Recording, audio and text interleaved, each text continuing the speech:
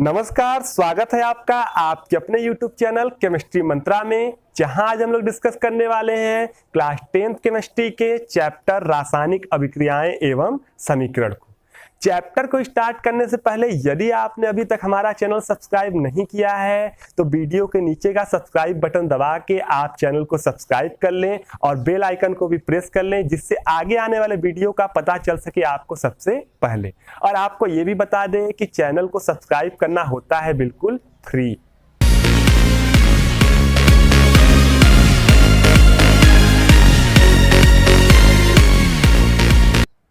आप अपने दैनिक जीवन में अपने चारों तरफ अनेक परिवर्तनों को देखते होंगे, जैसे कि बर्फ का गलना, लोहे पर जंग लगना, कोयले का जलना, चीनी का जल में घुलना, जल का वाष्पीकरण, पेड़ों का कटना आदि।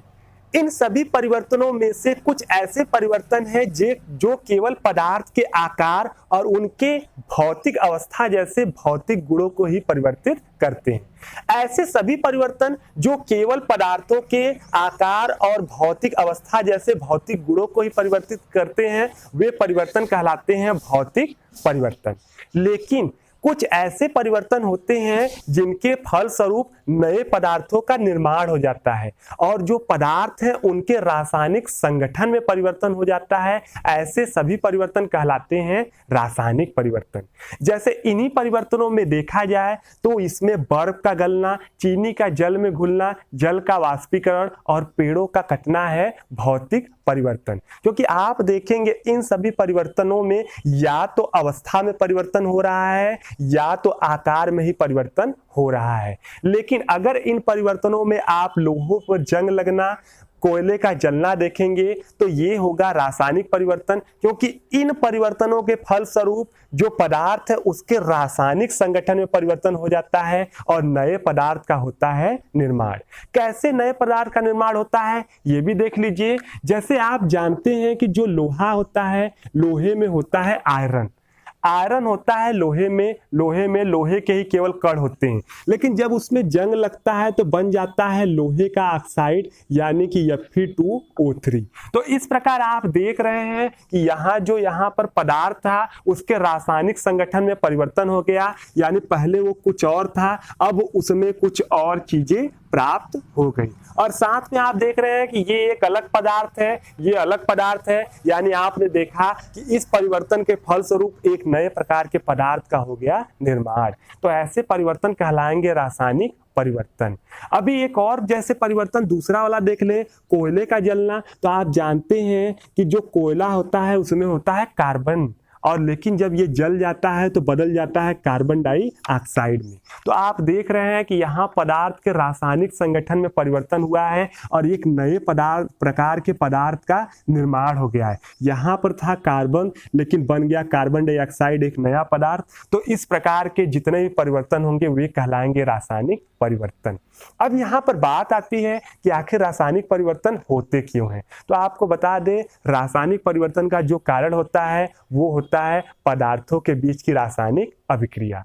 अब रासायनिक अभिक्रिया एक नया शब्द आ गया, इसी कारण सभी रासायनिक परिवर्तन होते हैं। यानी रासायनिक परिवर्तन का जो कारण है वो है उसका कारण रासायनिक अभिक्रिया। अब रासायनिक अभिक्रिया क्या होती है तो सिंपल आपको बता दें कि जब एक या अधिक पदार्थ अभिक्रिया करके नए पदार्थ का निर्माण करते हैं तो ऐसी अभिक्रिया को कहते हैं रासायनिक अभिक्रिया। यानी इसका एक सिंपल एग्जांपल दे रहे हैं। जैसे सिंपल एग्जांपल में आपने लिया कार्बन और कार्बन को आपने जला दिया, इसके साथ मिलाकर ऑक्सीजन। कार्बन को ऑक्सीजन के साथ आप मिला के जला दिए तो यहां पर बन जाएगा कार्बन डाइऑक्साइड।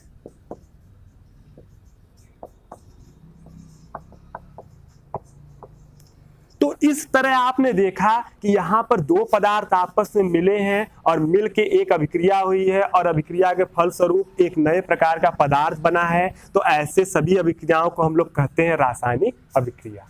अब यहाँ पर एक और बात आती है कि अगर रासायनिक अभिक्रिया को हम लोग इस तरह बताएं या शब्दों के रूप में बताएं कि कार्बन ऑक्सीजन से क्रिया करके कार्बन डाइऑक्साइड बनाता है, तो इस तरह हमको रासायनिक अभिक्रिया के बारे में बहुत ज्यादा कुछ समझ में नहीं आने वाला है, क्योंकि इसमें केवल रासायनिक अभिक्रिया का ही हमें पता चलेगा, लेकिन उसमें जो यूज हुए हैं पदार्थ उनके संगठन का पता नहीं चलेगा। यानी उसमें जो पदार्थ हैं उनके परमाणु उसमें किन किन चीजों से वो बने हैं वो चीज आपको नहीं पता चलेगा। और एक और परेशानी आएगी कि अगर आप शब्दों रूप में उसको लिखेंगे तो वो आपका लिखने में बहुत ही समय लगेगा और वो हो जाएगा एक बहुत ही लंबा प्रोसेस, और उससे कुछ पता भी नहीं चलने वाला है। इसी कारण रासायनिक अभिक्रिया को हम लोग शब्दों के रूप में न लिख के हम लोग उसको सूत्रों और प्रतीकों के रूप में लिखते हैं। शब्दों के रूप में न लिख के उसको सूत्रों और प्रतीकों के रूप में लिखते हैं। और जब किसी रासायनिक अभिक्रिया को सूत्रों और प्रतीकों के रूप में लिखा जाए तो उससे जो समीकरण बनता है उसे कहते हैं रासायनिक समीकरण। रासायनिक समीकरण यानी सिंपल सी बात है कि जब हम लोग रासायनिक अभिक्रिया को प्रतीकों और सूत्रों की सहायता से एक समीकरण के रूप में लिखते हैं तो जो समीकरण बनता है उसे कहते हैं रासायनिक समीकरण। रासायनिक समीकरण जो होगा वो रासायनिक अभिक्रिया में जो भी पदार्थ होंगे उनके बारे में देगा विस्तृत जानकारी। जैसे यही एक आपकी रासायनिक अभिक्रिया है, अगर इसका रासायनिक समीकरण लिखना है तो सिंपली यहाँ कार्बन की जगह हम केवल कार्बन का प्रतीक लिखते हैं C, और ऑक्सीजन की जगह हम केवल ऑक्सीजन का प्रतीक लिखते हैं O2, और ये आता है कार्बन डाइऑक्साइड तो कार्बन डाइऑक्साइड का प्रतीक लिखते हैं CO2। तो इस तरह देख सकते हैं कि यहाँ हमने जो ये पूरा का पूरा रासायनिक अभिक्रिया था इसको केवल हमने लिखा है यहाँ सूत्रों की मदद से और प्रतीकों के द्वारा। ये देखिए ये सब है सूत्र और ये कुछ बीच में यूज किए गए हैं प्रतीक, तो इनकी सहायता से जो लिखते हैं वही कहलाता है रासायनिक समीकरण। तो अब रासायनिक समीकरण आपके लिए बहुत ही ज्यादा महत्वपूर्ण है, क्योंकि आने वाले समय में जब भी आप केमिस्ट्री पढ़ेंगे, आगे आप जो भी क्लास पढ़ें 11th 12th उसके आगे हर जगह अगर आप पढ़ेंगे केमिस्ट्री तो रासायनिक समीकरण आपको मिलने वाले हैं बहुत अधिक मात्रा में। वहां पर आपको हजारों लाखों की संख्या में रासायनिक समीकरण मिलेंगे, तो यहाँ रासायनिक समीकरण को समझना हो जाता है बहुत ही महत्वपूर्ण। तो चलिए रासायनिक समीकरण को हम लोग बारीकी से समझते हैं और ये भी समझते हैं कि रासायनिक समीकरण को हम लोग कैसे लिखते हैं। यानी हमारा अगला पॉइंट होगा रासायनिक समीकरण लिखने के नियम। तो चलिए नियम लिखते हैं। तो सबसे पहला नियम स्टार्ट करते हैं। नियम लिखने से पहले आपको रासायनिक समीकरण में बता दें कि रासायनिक समीकरण में जो होता है एक तीर होता है और इसमें दो भाग होते हैं, एक इस साइड बायां पक्ष और एक होता है दायां पक्ष। आपको बता दें कि इस बाएं साइड में जो भी पदार्थ होते हैं उनको हम लोग कहते हैं अभिकारक, इनको कहते हैं अभिकारक। और इस साइड जितने भी होते हैं पदार्थ सबको कहते हैं उत्पाद। यहाँ एक ही पदार्थ है लेकिन और जितने भी पदार्थ होंगे सबको कहेंगे उत्पाद। इस साइड को कहेंगे अभिकारक और इस साइड को कहेंगे उत्पाद। आइए अब देख लेते हैं कि एक रासायनिक अभिक्रिया, एक रासायनिक समीकरण को लिखने के क्या क्या नियम हम लोग फॉलो करते हैं। तो हाँ, रासायनिक समीकरण लिखने के नियम बहुत विस्तृत है, लेकिन हम मुख्य नियम ही यहाँ पर देखने वाले हैं। तो सबसे पहला नियम जो है वो ये है, ये कहता है कि रासायनिक समीकरण में जितने भी पदार्थ होते हैं हम लोग उनको लिखने के लिए केवल उनके प्रतीक का प्रयोग करते हैं, उनके सूत्रों का प्रयोग करते हैं और कुछ प्रतीकों का प्रयोग करते हैं। यानी रासायनिक समीकरण के लिए लिखने के लिए हम लोग प्रयोग करेंगे सूत्र प्लस किसका प्रयोग करेंगे, प्रतीक, प्रतीक का प्रयोग करेंगे। दूसरा पॉइंट आपका ये ध्यान रखना है कि रासायनिक अभिक्रिया जो होती है उसमें प्रयोग करते हैं उसके मध्य में एक तीर का निशान। रासायनिक समीकरण जो होता है उसके मध्य में हम लोग प्रयोग करते हैं एक तीर का निशान। अब देखिए तीर का निशान प्रयोग करते हैं, ये तीर भी दो तरह के होते हैं, एक इस तरह का तीर होता है, एक इस तरह का तीर होता है। आपको ध्यान ये रखना है कि कब किस समय कौन से तीर का इस्तेमाल करना है। इस तीर को हम लोग कहते हैं कि ये आपका अनुत्क्रमणीयता का निशान है,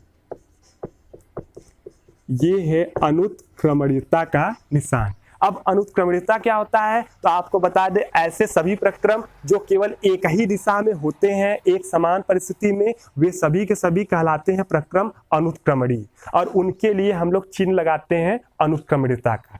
जैसे कि अगर हम लोग कार्बन है और इसको ऑक्सीजन की उपस्थिति में जला दें तो ये बन जाएगा कार्बन डाइऑक्साइड। तो यहाँ पर हम लोग ये वाला चिन्ह लगाए हैं, इसका मतलब है कि अगर हम लोग जिस परिस्थिति में कार्बन और ऑक्सीजन जला के कार्बन डाइऑक्साइड बना रहे हैं, अगर उसी परिस्थिति में हम चाहें कि फिर से ये टूट के कार्बन और ऑक्सीजन में बदल जाए तो वो कभी भी नहीं बदलेगा। यानी कार्बन ऑक्सीजन के साथ जल गया, कार्बन डाइऑक्साइड बना लिया, तो अब उसी परिस्थिति में कार्बन ऑक्सीजन अलग हो गए, फिर से कार्बन ऑक्सीजन में नहीं बदलेंगे, यानी अभिक्रिया एक ही दिशा में हो रही है। तो ऐसे समय ये चिन्ह लगाएंगे और इस अभिक्रिया को कहेंगे कि अनुत्क्रमणीय अभिक्रिया है, यानी एक दिशा में होने वाली अभिक्रिया। लेकिन कुछ ऐसी अभिक्रियाएं होती हैं जो समान परिस्थिति में दोनों दिशाओं में होती हैं। जैसे कि अभी हमने ले लिया नाइट्रोजन और हाइड्रोजन ले लिया। नाइट्रोजन हाइड्रोजन लेने के बाद ये बनाता है अमोनिया। अब ये जो अमोनिया बनता है ये आपका समान कंडीशन में ये अभिक्रिया दोनों दिशाओं में होती है। यानी कहने का मतलब है कि नाइट्रोजन हाइड्रोजन आप मिलाएंगे तो अमोनिया भी बनेगा उसी परिस्थिति में, और उसी परिस्थिति में अमोनिया टूट के नाइट्रोजन हाइड्रोजन में भी बदलता है। यानी समान परिस्थिति में ये अभिक्रिया दोनों दिशाओं में चलती है। तो ऐसे समय हम लोग ये वाला चिन्ह लगाते हैं और इस चिन्ह को हम लोग कहते हैं उत्क्रमणीयता का चिन्ह। उत्क्रमणीयता का चिन्ह। तो ये भी आपको याद रखना है कि कब कौन सा चिन्ह लगाते हैं। अगर अभिक्रिया एक दिशा में होती है तो ये वाला चिन्ह, और अगर दोनों दिशा में होती है तो ये वाला चिन्ह हम लोग प्रयोग करते हैं। तीसरी बात हम लोग ध्यान रखते हैं यहाँ पर कि जो ये चिन्ह लगाते हैं ये बिल्कुल होता है मध्य में, और इसके बाएं साइड हम लोग लिखते हैं अभिकारक को। इसके बाएं साइड हम लोग लिखते हैं अभिकारक को, और इसके दाएं साइड हम लोग लिखते हैं उत्पाद को। यानी इस चिन्ह के हम लोग लिखते हैं बाएं साइड अभिकारक को और दाएं साइड लिखते हैं उत्पाद को। इसके बाद चौथी बात देख लीजिए। चौथी बात यह है कि अगर जो भी अभिक्रिया है उसमें जो भी पदार्थ है, अगर उनके भौतिक अवस्थाओं को आपको दर्शाना है तो उनके भौतिक अवस्थाओं को हम लोग उनके बगल में कोष्टक में लिख के दर्शाते हैं। जैसे अगर इसी रिएक्शन में अगर हम भौतिक अवस्था दर्शाना चाहते हैं तो हम लोग इस तरह दर्शाते हैं, इसके बगल में कोष्टक में लिखते हैं कि इसकी भौतिक अवस्था क्या है। भौतिक अवस्थाएं आप जानते हैं 3 प्रकार की होती है, ठोस, द्रव और गैस। ठोसों के लिए हम लोग प्रयोग करते हैं भौतिक अवस्था में सॉलिड यानी कि यस। ठोसों को हम लोग इंग्लिश में कहते हैं सॉलिड, और सॉलिड के लिए हम लोग लगाते हैं एस, जिससे ये मालूम चलता है कि ये आपका ठोस है। और जो लिक्विड होता है, जो आपका द्रव होता है उसे लिक्विड कहते हैं, उसके लिए हम लोग यल का प्रयोग करते हैं, और गैस के लिए हम लोग जी का प्रयोग करते हैं। यानी इस रिएक्शन को अगर हम भौतिक अवस्था के साथ दर्शाना चाहें तो ये देखिए यहाँ पर हम लोग यहाँ पर लिखेंगे सी, ये एक आपका ठोस है जो कार्बन है। इसके बाद ऑक्सीजन एक प्रकार का गैस है तो जी लिखेंगे, और इधर आपका CO2 जो होगा ये आपका एक गैस है तो यहाँ भी लिखेंगे जी। तो भौतिक अवस्थाओं को दर्शाने के लिए हम लोग यस, यल और जी का प्रयोग करते हैं। यस प्रयोग करते हैं ठोस के लिए, यल प्रयोग करते हैं द्रव के लिए, और जी प्रयोग करते हैं गैस के लिए। आगे देख लीजिए अगला पॉइंट। अगर कोई विलयन है, अगर कोई आपका जो है पदार्थ जल के अंदर घुला हुआ है तो उसको दर्शाने के लिए उस पदार्थ के बगल में हम लोग AQ का प्रयोग करते हैं। जैसे अगर किसी रिएक्शन में हमने बोला कि चीनी जो है वो जल में घुला हुआ है और वो अभिक्रिया में भाग ले रहा है, तो यहाँ पर चीनी का सूत्र आप लिखेंगे कि चीनी का सूत्र C12H22O11 होता है, और जल में घुला है तो इसके बगल में लिखते हैं AQ, जिससे मालूम चल जाता है कि ये जल में खुला हुआ है। तो ये आपका है 5वां पॉइंट। 6वां पॉइंट देखिए क्या कहता है। 6वां पॉइंट ये कहता है कि आप जो है मतलब 6वें पॉइंट, अगला पॉइंट जो है ये है कि अगर आपको ये जो अभिक्रिया हो रही है इसकी भौतिक परिस्थितियों को दर्शानी होगी कि वहाँ क्या ताप यूज किया जा रहा है, क्या दाब यूज किया जा रहा है, क्या क्या चीजें हैं, तो उन सब चीजों को दर्शाने के लिए हम लोग जो तीर है उसका इस्तेमाल करते हैं, उसके ऊपर और नीचे चीजों को लिखते हैं। जैसे अगर कोई रिएक्शन है और कोई अभिक्रिया है, कोई अभिक्रिया मान लीजिए हो रही है, जैसे A और प्लस B हो रही है और ये आपका बन रहा है C, और आपको यहाँ पर दर्शाना है कि यहाँ पर हमने ताप लिया है 200 डिग्री सेल्सियस, तो वो ताप आप लिखेंगे इस तीर के ऊपर। ये होता है ताप लिखने का कंडीशन। अगर आपको दाब लिखना है कि दाब लेते हैं हम लोग 2 ATM, दो वायुमंडल दाब, तो दाब भी आप लिखेंगे तीर के ऊपर या तीर के नीचे। और भी परिस्थितियां, अगर आपको कोई और उत्प्रेरक यहाँ पर लेना है तो उत्प्रेरक भी हम लोग लिखते हैं तीर के ऊपर। तो जो भी इन जो है अभिकारक और उत्पाद के अलावा जो भी परिस्थितियां होती हैं या जो भी चीजें होती हैं उनको लिखते हैं हम लोग तीर के ऊपर। इसके बाद अगला पॉइंट देखिए, अगला पॉइंट ये है कि अगर जो है कहीं पर कोई रिएक्शन है और उसमें से कुछ ऊर्जा निकल रही है या वो कुछ ऊर्जा को ग्रहण कर रहा है, तो उसको हम लोग रिएक्शन के बाद में प्लस माइनस के रूप में प्रयोग करते हैं। जैसे यही आपका रिएक्शन है, कार्बन प्लस ऑक्सीजन है, कार्बन डाइऑक्साइड बनाता है। तो जाहिर सी बात है कि ये जब कार्बन जलता है तो कार्बन डाइऑक्साइड बनता है और ढेर सारी ऊर्जा बाहर निकलती है। तो जब ऊर्जा बाहर निकलती है तो इसको प्लस के रूप में इधर लगाते हैं कि ऊर्जा, कि यहाँ पर ऊर्जा निकली बाहर। अगर ऊर्जा ये ले रहा होता रिएक्शन होने के बाद तो यहां लगाते माइनस ऊर्जा। तो ये था 7वां पॉइंट। 8वां पॉइंट हम लोग देख लेते हैं।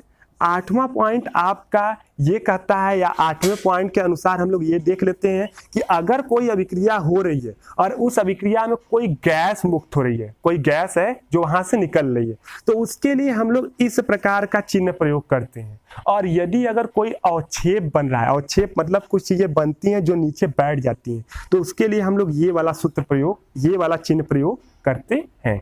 जैसे कि अभी आपको एक एग्जांपल दे दें, जैसे कि हमने ले लिया H2SO4, H2SO4 लेके हमने इसमें जिंक डाल दिया, तो यहाँ देखिए ये बन जाएगा जिंक SO4 और प्लस इधर आपका H2 आपका गैस बन जाएगा, ये H2 गैस बन जाएगा। तो जब H2 आपका गैस बनेगा तो इसके बगल में हम लोग ऊपर के तीर का निशान जो होगा वो इसके बगल में प्रयोग करेंगे, यानी इसके बगल में हम लोग H2 के बगल में ये ऊपर तीर का निशान प्रयोग करेंगे कि H2 गैस कहाँ निकल रही है, बाहर। इसी तरह अगर कोई अवक्षेप बनता जो नीचे बैठ जाता है तो उसके लिए ये वाला चिन्ह हम लोग प्रयोग करते। और एक और पॉइंट देख लीजिए रासायनिक समीकरण में 9वां पॉइंट, कि जब कोई रासायनिक समीकरण हम पूर्ण रूप से लिख देते हैं तो वो तब तक सही नहीं माना जाता है जब तक कि हम उसे कर न लें संतुलित। यानी ये 9वां पॉइंट आपका है वो रासायनिक समीकरण लिखने का सबसे जो है कि महत्वपूर्ण नियम है। इसके बिना आपका कोई रासायनिक समीकरण पूर्ण नहीं होगा। यानी रासायनिक समीकरण तभी पूर्ण रूप से आपका सही माना जाएगा जबकि वो हो आपका संतुलित। जैसे सिंपल देखिए, ये रासायनिक समीकरण आपका देखेंगे तो ये रासायनिक समीकरण बिल्कुल संतुलित है। संतुलित रासायनिक समीकरण का क्या मतलब होता है ये हम आपको बता दे रहे हैं। संतुलित रासायनिक समीकरण का मतलब कि इस साइड प्रत्येक, इस तरफ प्रत्येक जो है कि जितने भी प्रत्येक तत्वों के परमाणु है जितने जितने हैं उतनी ही संख्या में इस तरफ भी होने चाहिए। जैसे आप देख रहे हैं अगर कार्बन का यहाँ पर एक परमाणु है तो इधर भी होना चाहिए कार्बन का एक परमाणु।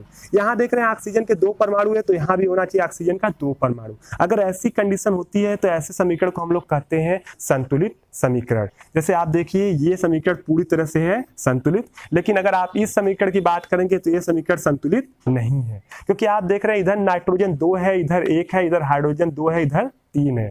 ऐसे समीकरण को संतुलित करना होगा तो आप बहुत आसानी से संतुलित कर सकते हैं। नाइट्रोजन 2 है तो इधर 2 का गुणा करेंगे तो आप नाइट्रोजन 2 हो जाएगा, हाइड्रोजन 3 दूनी 6 हो गया, इधर 3 का गुणा करेंगे तो हाइड्रोजन भी हो जाएगा 6। अब ये है संतुलित समीकरण। तो यानी कहने का मतलब है कि रासायनिक समीकरण लिखने के नियम में सबसे लास्ट नियम यही है कि रासायनिक समीकरण तभी पूर्ण रूप से सही माना जाएगा जब आप उसको कर दें संतुलित। तो सबसे लास्ट हम लोग करते हैं समीकरण को संतुलित।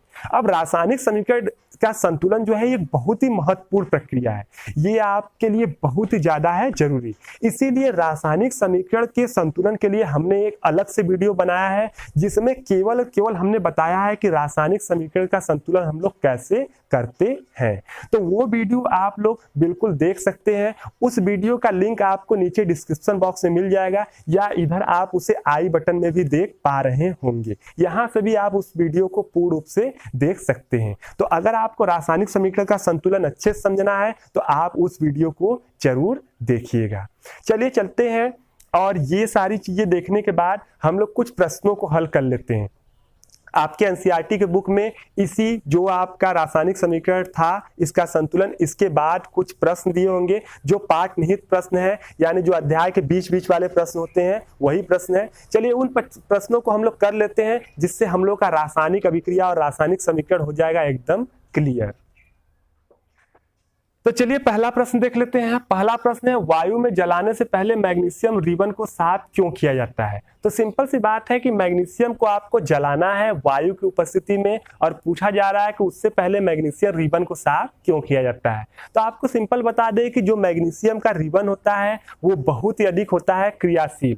जो मैग्नीशियम धातु होती है वो अत्यधिक क्रियाशील होती है। अगर आप उसको कहीं भी रख दे रहे हैं तो वो तुरंत वहां के हवा और वहां के जो है कि नमी से क्रिया कर लेता है, और क्रिया करके मैग्नीशियम का ऑक्साइड या हाइड्रोक्साइड बना लेता है। अब मैग्नीशियम तो वायु में ज्वलनशील होता है, यानी आप मैग्नीशियम को जलाएंगे तो वो तो जलेगा, लेकिन उसका जो ऑक्साइड और हाइड्रोक्साइड होता है वो नहीं जलता है। तो इस कारण उसको जलाने से पहले उसको जो है अच्छे से साफ कर लिया जाता है, कि ताकि उस पर जो मैग्नीशियम ऑक्साइड या हाइड्रोक्साइड की परत है वो हट जाए और शुद्ध मैग्नीशियम का आपका तार हो जो आसानी से वायु में जल सके। तो बस उसी लिए करते हैं मैग्नीशियम के रिबन को साफ। अगला प्रश्न पूछा गया है कि निम्नलिखित रासायनिक अभिक्रियाओं के लिए संतुलित रासायनिक समीकरण लिखिए, और इसके अंतर्गत दे दिया गया है हाइड्रोजन प्लस क्लोरीन और बनाया गया है हाइड्रोजन क्लोराइड। तो देखिए यहाँ चलते हैं, इसको करते हैं। तो इसमें जो ये दिया गया है कि हाइड्रोजन प्लस क्लोरीन और बनाया है हाइड्रोजन क्लोराइड। तो देखिए यहाँ पर हम लोग हाइड्रोजन लेते हैं, हाइड्रोजन को हम लोग लिखते हैं H2 के रूप में, और फिर इसके बाद क्लोरीन है, क्लोरीन को लिखते हैं Cl2 के रूप में। क्यों लिखते हैं इसका भी रीजन देख लीजिए। हाइड्रोजन को H क्यों नहीं लिखते हैं और क्लोरीन को Cl2 Cl क्यों नहीं लिखते हैं? तो इसका रीजन है कि ये सब गैसें हैं, ये दोनों हैं गैसें। और आपको बता दें कि जो गैसें होती हैं, गैसों को हम लोग हमेशा लिखते हैं 2 के रूप में। यानी जितनी भी गैसें हैं, जो भी आपका गैस है, हाइड्रोजन है, आपका ऑक्सीजन है, क्लोरीन है, नाइट्रोजन है, ऐसे जो भी गैसें आपको मिलने वाली हैं, जो सामान्य गैसें हैं, उनको हम लोग हमेशा ट्वाइस के रूप में लिखते हैं। ये आप हमेशा रख लीजिए याद। लेकिन आपको याद रखना है कि अक्रिय गैसें जो होती है वो ट्वाइस के रूप में नहीं लिखी जाती हैं। यानी अगर कहीं आपको मिल जाए हीलियम, नियान, आर्गन, क्रिप्टन, जिनान, रेडान, तो ये सब गैसें तो हैं, लेकिन ये सब आपके इस तरह ट्वाइस के रूप में नहीं लिखी जाती हैं, क्योंकि ये सब अक्रिय गैसें हैं। तो सिंपल अक्रिय गैसों के अलावा जो भी आपको गैस मिले आप उनको इसी रूप में लिखेंगे। तो ये बोल रहा है कि हाइड्रोजन और क्लोरीन दोनों मिलती हैं और दोनों मिलके बना लेती हैं HCl यानी हाइड्रोजन क्लोराइड। हाइड्रोजन क्लोराइड भी एक आपका गैस है, ये आप जानते होंगे। तो ये है गया इसका सामान्य समीकरण। अब इसको करना है संतुलित। तो देखिए संतुलित करने के लिए हमने बताया था पहले कि हमने एक उसका अलग से वीडियो बनाया है, उसको आप देख लेंगे। तो इसको देखते ही आप संतुलित कर देंगे। देख रहे हैं हाइड्रोजन 2 है, यहाँ 1 है, तो आगे 2 से गुणा करेंगे तो 2 हाइड्रोजन हो गया, और क्लोरीन भी 2 हो गया, इधर भी 2 हो गया, यानी ये समीकरण हो गया संतुलित। बढ़ते हैं अगले क्वेश्चन की ओर। अगला क्वेश्चन है बेरियम क्लोराइड और एल्युमिनियम सल्फेट मिलके बना रहा है बेरियम सल्फेट और एल्युमिनियम क्लोराइड। तो चलिए इसको भी कर लेते हैं। बोला गया है आपका बेरियम क्लोराइड है, यानी कि BaCl2 है, और इसके बाद इसकी क्रिया कराई जा रही है एल्युमिनियम सल्फेट Al2SO4 का होल थ्राइस, और ये आपका बना रहे हैं बेरियम सल्फेट यानी कि BaSO4, और प्लस यहाँ पर बन रहा है एल्युमिनियम क्लोराइड AlCl3। अब आप ये सोच रहे होंगे कि हमने बेरियम क्लोराइड का सूत्र BaCl2, एल्युमिनियम सल्फेट का सूत्र Al2SO4 का होल थ्राइस, बेरियम सल्फेट का सूत्र BaSO4 और एल्युमिनियम क्लोराइड का सूत्र AlCl3 कैसे लिख दिया? आखिर ये सूत्र कैसे लिखा, क्या हमने याद किया है? तो जी नहीं, हमने बिल्कुल भी ये सूत्र याद नहीं किया है। ये सूत्र कभी भी याद नहीं किए जाते हैं, बल्कि इनको बनाया जाता है। इनको बड़े आसानी से ऐसे आपको हजारों सूत्र मिल जाएंगे, तो उनको आप याद करेंगे तो हमेशा के लिए याद ही करते रह जाएंगे, वो कभी आपको याद नहीं होंगे। तो ऐसे सूत्रों को हम लोग याद नहीं करते हैं, बल्कि उनको बनाना सीखते हैं। अब आप ये सोचेंगे कि हम लोग इसको कैसे बनाते हैं, तो उसके लिए भी हमने एक अलग से वीडियो बनाया है, जिससे आप बड़े आसानी से उसे देखकर इन्हें बनाना सीख जाएंगे। एल्युमिनियम सल्फेट या चाहे एल्युमिनियम क्लोराइड चाहे कुछ भी हो, उसका नाम आप पढ़ेंगे और नाम पढ़ते ही उसका सूत्र लिख सकते हैं उस वीडियो को देखने के बाद। उस वीडियो का लिंक आपको नीचे डिस्क्रिप्शन बॉक्स में मिल जाएगा, या इधर आप उसे आई बटन में भी देख सकते हैं। तो उस वीडियो को जरूर देखें, उससे आप सूत्र का निर्माण करेंगे तो आगे आपको बहुत अधिक लाभ मिलने वाला है। इस आपके पूरे के पूरे जो आप केमिस्ट्री पार्ट है विज्ञान में, आप उसमें ढेर सारे ऐसे सूत्र आएंगे जिनको बड़े आसानी से आप बना सकते हैं। तो हमने ये आपका लिख दिया, सिंपल जो दिया था। अब देखते हैं क्या ये बैलेंस है। तो आप देखेंगे यहाँ बेरियम 1 है और यहाँ भी 1 है, ये बैलेंस है। क्लोरीन देखेंगे यहाँ 2 है, यहाँ 3 है, ये बैलेंस नहीं है। तो क्लोरीन को बैलेंस करेंगे, अगर कहीं यहाँ 3 हो यहाँ 2 है तो आपको पता है ऐसे समय में बैलेंस करने के लिए इधर करेंगे 3 का गुणा और इधर हम लोग कर देंगे 2 का गुणा।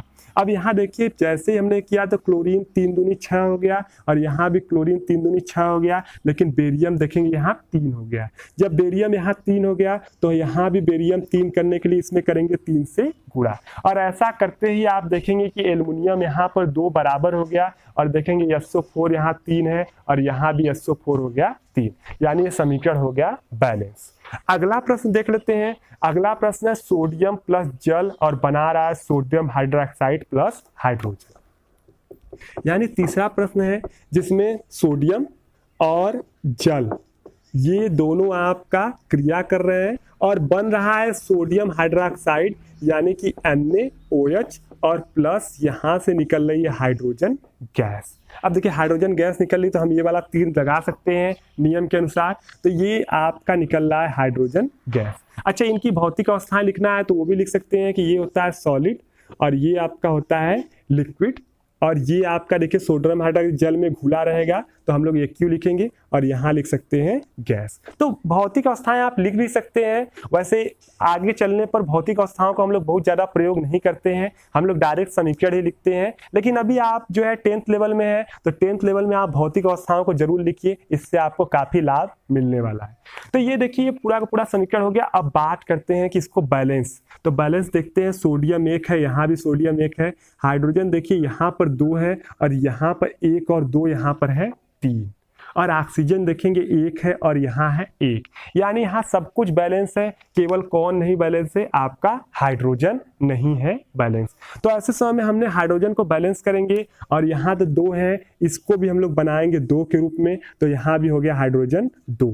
अब सारी चीजें बैलेंस करेंगे, देखेंगे सोडियम यहाँ 1 है, यहाँ 2 है, तो इसमें 2 का गुणा कर देंगे और इसके बाद देखेंगे कि यहाँ पर जो है हाइड्रोजन यहाँ पर 2 है, यहाँ पर 2 2 4 है, तो इसमें 2 से गुणा कर देंगे तो ये भी 2 दूनी 4 हो जाएगा। और ऑक्सीजन देखेंगे यहाँ भी 2 है और यहाँ भी 2 है, मतलब ये समीकरण पूर्ण रूप से हो गया बैलेंस। बैलेंसीकरण के नियम हमने आपको एक अलग वीडियो में बताया है, तो वहां आप देखेंगे तो आपको ये आसानी से समझ में आ जाएगा। चलते हैं अगले क्वेश्चन की ओर। अगला क्वेश्चन है क्वेश्चन नंबर 3। ये देखिए क्वेश्चन नंबर 2 था, एक वाला क्वेश्चन इसके पहले बताए थे। अब चलते हैं क्वेश्चन नंबर 3 पर। क्वेश्चन नंबर 3 आपका ये कह रहा है कि निम्नलिखित अभिक्रियाओं के लिए उनकी अवस्था के संकेतों के साथ संतुलित रासायनिक समीकरण लिखिए। अब देखिए हिंदी में कुछ वाक्य बोल दिए गए हैं, उनके बारे में आपसे बताया जा रहा है। तो आपको पहला इसमें प्रश्न दिया गया है, जल में बेरियम क्लोराइड तथा सोडियम सल्फेट के विलयन की अभिक्रिया करके सोडियम क्लोराइड का विलयन तथा अघुलनशील बेरियम सल्फेट का अवक्षेप बनाते हैं। अब इसके लिए लिखना है, देखिए सिंपल बोला है कि जल में है बेरियम क्लोराइड यानी कि Ba, ये पहला क्वेश्चन है, BaCl2 है, ये BaCl2 है और इसके बाद बोला जा रहा है कि ये जल के अंदर है और जल में विलयन है यानी कि ये है Aq के रूप में, Aq लिखेंगे। हमने बताया था इसके पहले कि जल में विलयन बनाएगा तो Aq लिखेंगे। और फिर बोला है कि सोडियम सल्फेट है यानी Na2SO4 है और ये भी जल में घुला हुआ है। और बोल रहा है कि घुलने के बाद ये दोनों अभिक्रिया कर लिए और अभिक्रिया करके बनाते हैं सोडियम क्लोराइड NaCl बनाते हैं, ये जल में घुल जाएगा। और इसके बाद बोलता है कि बेरियम सल्फेट का बनेगा अवक्षेप, BaSO4 का बनने वाला है अवक्षेप, ये आपको बताया जा रहा है, अघुलनशील अवक्षेप। तो इसके बगल में ये देखिए ये सॉलिड अवक्षेप बनेगा और इसके बगल में हम लोग लगाएंगे तीर का निशान, या डायरेक्ट हम इसके बगल में लगाएंगे तीर का निशान, जिससे मालूम चल जाएगा कि ये अवक्षेप है, ये नीचे जल में बैठ जाएगा। लास्ट क्वेश्चन हम लोग देख लेते हैं, दूसरा क्वेश्चन, और इसमें बोला गया सोडियम हाइड्रोक्साइड का विलयन जल में हाइड्रोक्लोरिक अम्ल के विलयन जल में अभिक्रिया करके सोडियम क्लोराइड का विलयन तथा जल बनाता है। तो यानी बोला गया है कि सोडियम हाइड्रोक्साइड NaOH और ये बोला गया है कि जल में विलयन है यानी Aq और प्लस इसके बाद बोला गया हाइड्रोक्लोरिक अम्ल HCl, ये भी जल में विलयन है। ये दोनों क्रिया करके बोला जा रहा है कि NaCl का विलयन बना रहे हैं, यानी सोडियम क्लोराइड का विलयन बना रहे हैं, और प्लस आपको मिल रहा है जल। जल होता है लिक्विड। ये हो गया इसका समीकरण। अब यहाँ पे देखिए ये हो गया समीकरण। अच्छा, ऊपर वाला समीकरण हम लोगों ने देखा, बैलेंस हम लोगों ने नहीं किया, देखते हैं कि बैलेंस इसको कर लेते हैं। देखते हैं बेरियम 1 है, यहाँ भी बेरियम 1 है, क्लोरीन देख रहे हैं 2 है और यहाँ तो 1 है, तो ऐसे समय में यहाँ कर देंगे 2 का गुणा, तो यहाँ पर क्लोरीन भी हो जाएगा 2। आगे चलते हैं, देखते हैं सोडियम 2 है, यहाँ भी 2 है, और सल्फेट 1 है और यहाँ भी SO4 1 है, मतलब ये है बैलेंस। इसको देखते हैं, सोडियम 1 है, यहाँ भी सोडियम 1 है, यहाँ पर ऑक्सीजन 1 है, इधर भी 1 है, हाइड्रोजन यहाँ 1 है, 2 है और यहाँ भी 2 है, क्लोरीन 1 है और इधर भी आपका क्लोरीन जो है 1 है, तो ये भी है समीकरण बिल्कुल संतुलित। तो इस प्रकार आपने जो यहाँ बीच के क्वेश्चन थे वे सभी के सभी प्रश्नों को देख लिए। तो यहाँ पर आपने देख लिया रासायनिक अभिक्रिया, रासायनिक समीकरण, उसके कॉन्सेप्ट और उस पर आधारित कुछ प्रश्न भी देख लिया। अब आज के वीडियो में आपके लिए इतना ही। इसके आगे का जो बचा हुआ भाग है वो हम लोग देखेंगे नेक्स्ट वीडियो में, यानी कि इस चैप्टर के पार्ट 2 में। तो आज के लिए बस इतना ही। यदि आपको हमारा ये वीडियो पसंद आया होगा तो इसे लाइक करें और अपने दोस्तों में शेयर करें और हमारे चैनल को भी सब्सक्राइब करें।